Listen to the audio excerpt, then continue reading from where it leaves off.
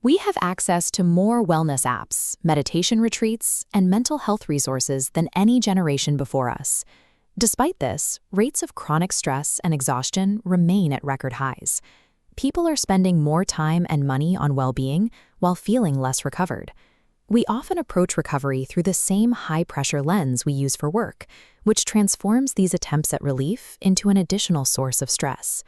When we turn recovery into another high-stakes task, the effort required to succeed at relaxing adds to our mental load, accelerating the very exhaustion we're trying to fix. The wellness industry encourages the idea that care is a luxury product. Advertisements for spa treatments and premium subscriptions suggest effective recovery requires a significant financial investment. This commercialization creates an impossible standard. We scroll through perfectly curated morning routines on social media and feel inadequate when our own reality is messy, adding pressure instead of relief. Because we view these acts as rare rewards, we delay them. We tell ourselves we will finally take care of ourselves after the big project is over, or once we survive an especially grueling week. This chart shows stress building over time, exposing the reward approach flaw. Infrequent self-indulgence provides a brief drop, but exhaustion climbs right afterward. To keep the line stable, you need small daily habits. A short walk, water, or sleep continuously chip away at pressure. Treating our well-being as a rare prize we have to earn guarantees we will spend the vast majority of our lives running completely empty. When exhaustion inevitably hits, our instinct is checking out. We sink into our couches, scroll social media, or binge-watch television, confusing escapism with actual recovery. True rest restores your physical and mental energy. Escapism just numbs you to the stress for a few hours, leaving the underlying problems exactly where they were, waiting for you in the morning. Eventually, the fatigue becomes unbearable, and people swing to the opposite extreme.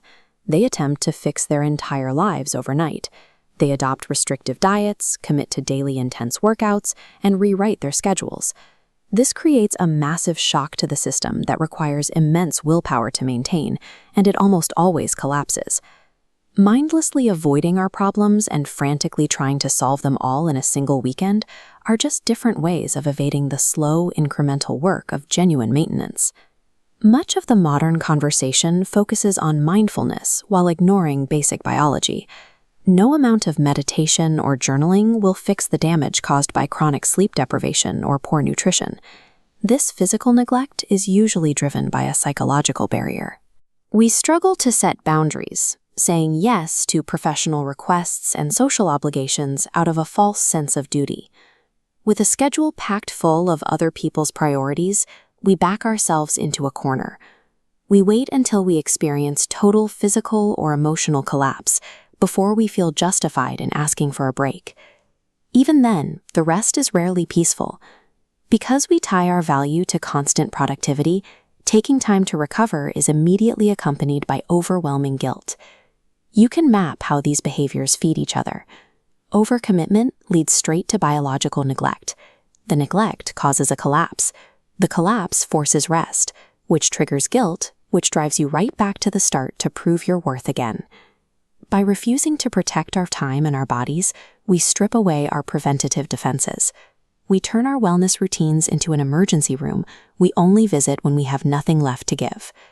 Genuine self-care rarely looks good in a photograph. It is often tedious, difficult, and uncomfortable in the moment. It means managing your finances. It means initiating a difficult conversation, seeking therapy, and enforcing strict boundaries to protect your time and energy. Effective self-care is the work of creating a life you no longer feel the urge to run away from. The practices that actually support your physical and mental health, getting quality sleep, taking a walk outside, reading a book, cost absolutely nothing. Their power comes from doing them consistently. Maintaining your physical and mental health provides the energy and focus necessary to support your family and succeed in your career. Trading performative wellness for small, unglamorous daily habits requires discipline, but taking care of yourself is the single most important investment you can make in your future health, happiness, and survival.